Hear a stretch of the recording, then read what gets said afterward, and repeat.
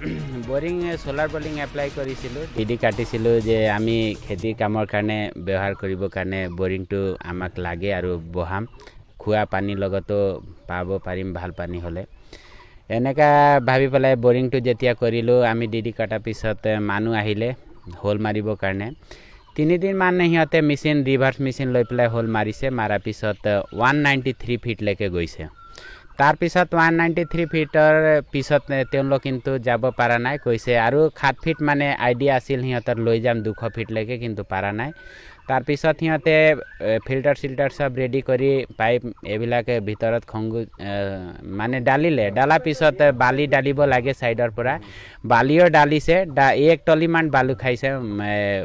तार पिছত মানে যেতিয়া বালি ডালা কমপ্লিট হৈ গল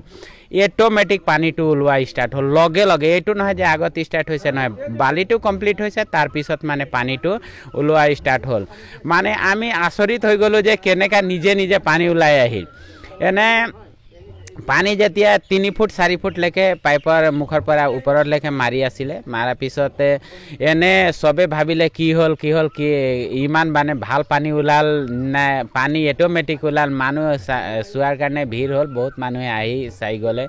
तार पिছত আমি ভাবিলো যে আমাৰ তাত কিবা এটা চমৎকাৰে হৈছে নেকি যে অটোমেটিক পানী উলাই আছে আৰু ইমান গৰমৰ দিনত সবৰ খেতি বিৰাগ মানে কব গলে খুখান অৱস্থাত হৈ আছিল কিন্তু পানী ইমান উলাওতে আমি ভালে পাইছো আৰু ভাল লাগিছে